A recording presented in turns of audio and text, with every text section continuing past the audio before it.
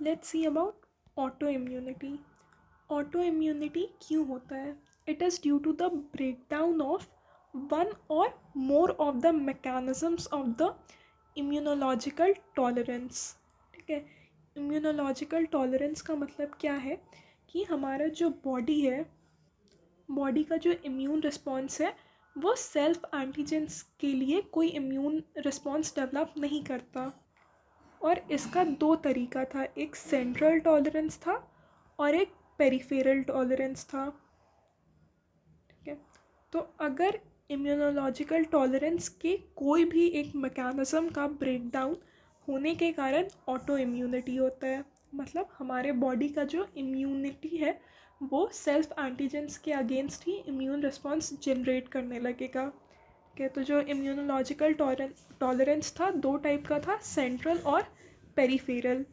Central tolerance thymus में होता था टी सेल्स के लिए, और बोन मैरो में होता था बी सेल्स के लिए। सेंट्रल टॉलरेंस में जो सेल्फ रिएक्टिव टी और बी लिम्फोसाइट्स थे वो डिलीट हो जाते थे सेंट्रल लिम्फोइड ऑर्गन्स में।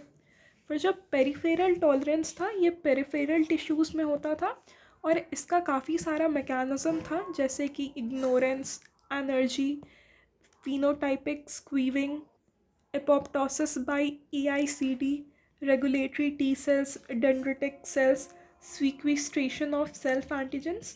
तो ये सारा मैकेनिज्म था पेरिफेरल टॉलरेंस का। तो इनमें से किसी भी एक मैकेनिज्म के ब्रेकडाउन के कारण ऑटो इम्यूनिटी होता है।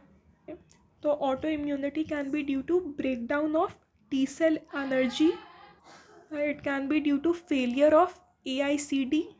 Breakdown of T cell energy ये किन केसेस में होता है? ये मल्टीपल स्क्लेरोसिस, रूमेटॉइड आर्थराइटिस और सोरियासिस के केस में है। ठीक है, ये सारे ऑटो इम्यून डिजीजेस में ऐसा माना जाता है कि there is breakdown of T cell energy.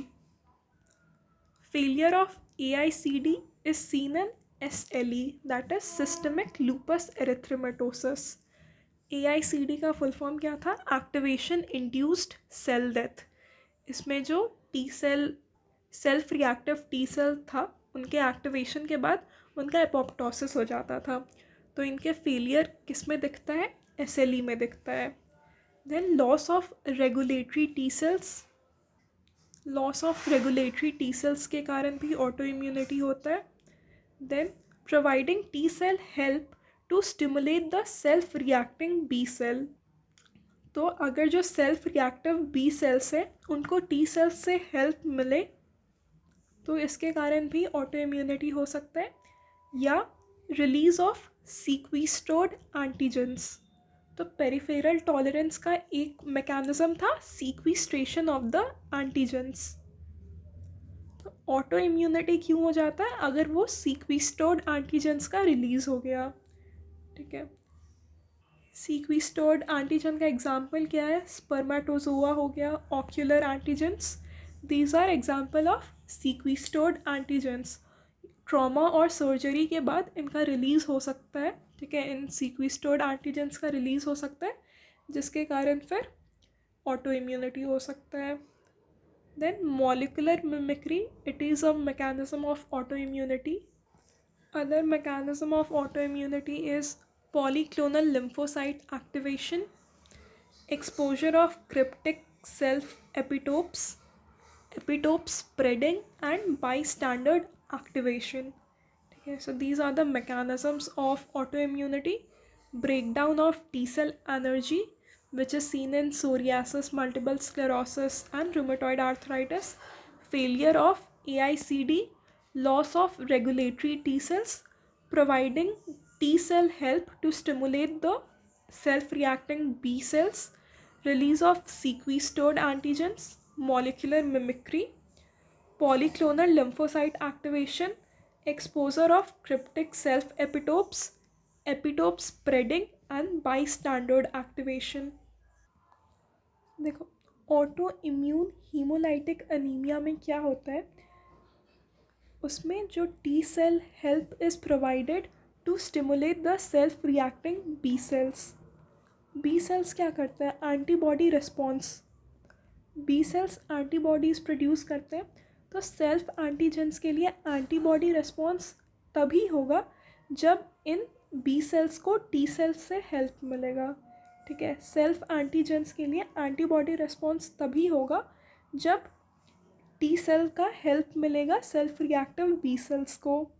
और ये ऑटो इम्यून हीमोलाइटिक अनीमिया के केस में दिखता है। इसमें क्या होता है, कुछ ड्रग्स के एडमिनिस्ट्रेशन के कारण आरबीसी के सरफेस पे कुछ ऑल्टरेशंस हो जाते हैं, जिसके कारण एंटीजेंस क्रिएट होता है and these antigens are recognized by the helper T cells. Auto immune hemolytic anemia में क्या होता है, कुछ ड्रग्स के एडमिनिस्ट्रेशन के कारण आरबीसी के सरफेस पे कुछ ऑल्टरेशंस होगा, और इन ऑल्टरेशंस के कारण जो एंटीजेंस क्रिएट होंगे वो सिर्फ हेल्पर टी सेल्स उनको रिकॉग्नाइज कर पाएगा, और फिर ये helper T cell self reactive B cells को स्टिमुलेट करेगा, जिससे एंटीबॉडी रिस्पॉन्स होगा। So this is the diagram. Normal case में क्या होता है, जो नॉर्मल आरबीसीज होते हैं, नॉर्मल आरबीसीज अगर सेल्फ रिएक्टिव बी सेल से इंटरैक्ट भी करेंगे तो कोई भी ऑटो एंटीबॉडीज़ प्रोड्यूस नहीं होगा। ठीक है, क्योंकि नॉर्मल आरबीसी जो है वो टी हेल्पर सेल्स को कुछ एक्टिवेट नहीं करता है।